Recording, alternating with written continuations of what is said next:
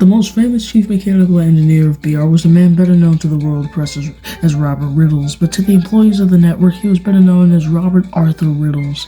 He designed the Standard 6 Clan class and had perfected his design with the Class 7 Britannias, of which Shaw's rebuild was based off of. He also designed Riddles' class, a War Department 280 consolidation that would visit Radmoore often, and a lot of other freight passenger and mixed traffic locomotives, one class of which was the Standard 5MTs, probably one of the most versatile classes of 460 ever made in the UK. These locomotives lasted around until around June of 1968, and there are still 6 preserved today. Shaw, the Merchant Navy, was still at Brighton being repaired, and William was needed back home, so it seemed the engines of Radmoore would have to work hard until Mr. Norden could convince British Railways to reallocate one of their own. Then Mr. Norden got notified for a Standard 5MT that had been dumped out of use at Shrewsbury Shed. He immediately called the yard manager and asked about his condition. When he found out that it only needed a repaint coal and a crew, Mr. Norden moved fast to add the engine to the yard. The engine's name was Liam, and he had arrived the week after William had left. He arrived cleaned, oiled, and ready for work. Liam seemed the quiet sort, worked hard on the suburban trains and freight trains, but Mr. Norden suspected that it was all too easy for the 5MT. The others were glad for the help, but Winston and Felix found it hard to get anything out of him. He doesn't seem to want to talk, Winston said, puzzled to Gilbert one day. I only said hi, and then he just puffed away without a word. I don't understand. I only said hello. Gilbert raised his non-existent eyebrow. He's probably shy, he said. This is a new yard after all. Lots of new faces and sights. Speak for yourself. And of course, it would be hard for him to talk. Gilbert left the sheds with the intention of finding Liam. But try as he might, no matter where he moved around the yard, Liam had just seemed to move further away from him. In the end, Gilbert had just given up on trying to talk to Liam. That he was feeling rather blue, until he backed up on the shed road next to him. Hello, nice yard you have here, isn't it? Gilbert was stunned. How come you kept moving away from me? He asked, more amused than sad. I just don't pay attention to anyone else while I'm focusing on my work. And have you then? Why, yes, nobody was here to shunt the yard today, so they had me do it. I bloomin' hated it. Gilbert looked around, and of course all the wagons were assorted in the right areas. Any question? Gilbert said, and smiled. But you have certainly worked hard today, and I feel I should warn you, though you may have inadvertently upset Winston and Felix. Liam looked at Gilbert confused. Who? I, the Bullet Pacific, and the standing of the Patriot, of course. Liam just sighed. Sometimes I just don't notice everyone else while I'm concentrating on my work.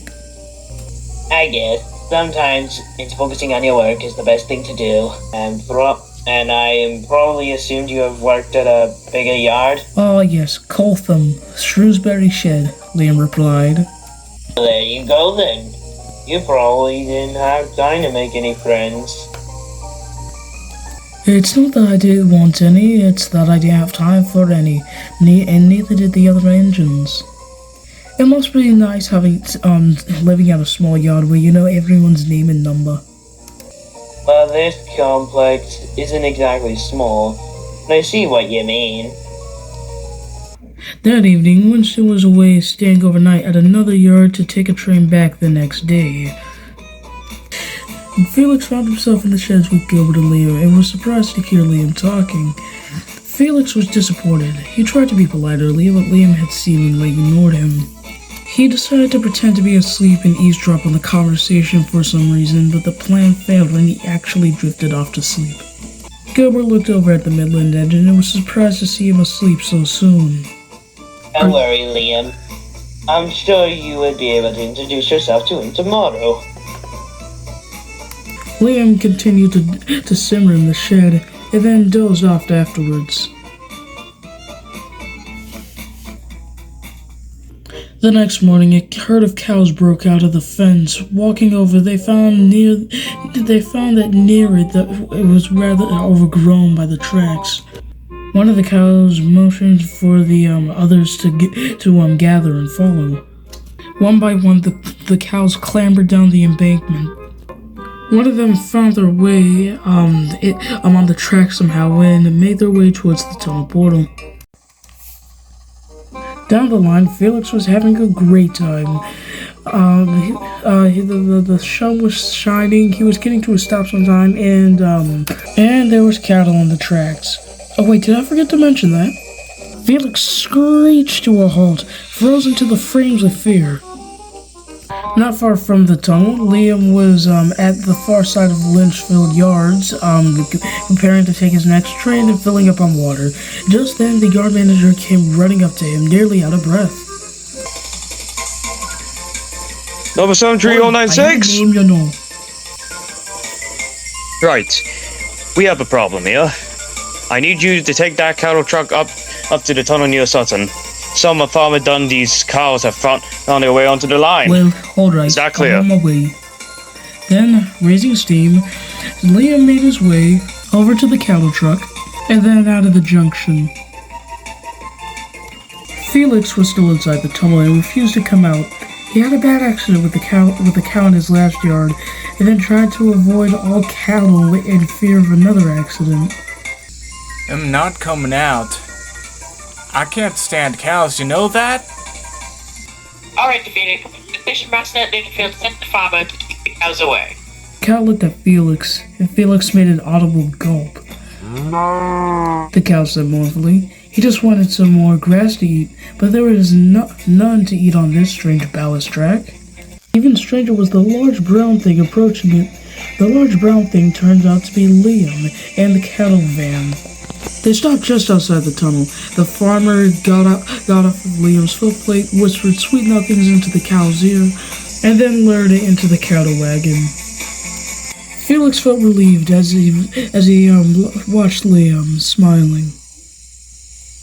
If you need help again, mate, just give me a call. But how? I don't have any hands. You're funny. Ever heard of a telegram? Anyways, you best be on your way, The name is Felix. Also, thank you for getting those cows out of the way, Liam. No problem, Fela. And with that, Felix started again, whistling his thanks to Liam as he pulled off. Liam could only laugh as he checked the embankments for any more cattle.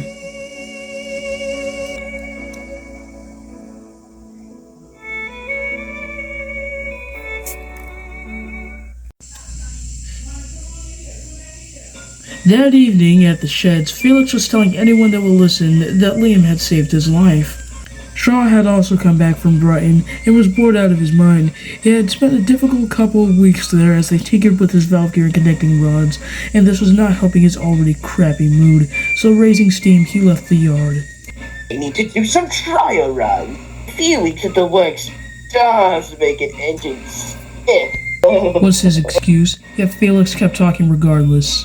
Winston, still exhausted from his runs that day, was finding it hard to keep up with the story.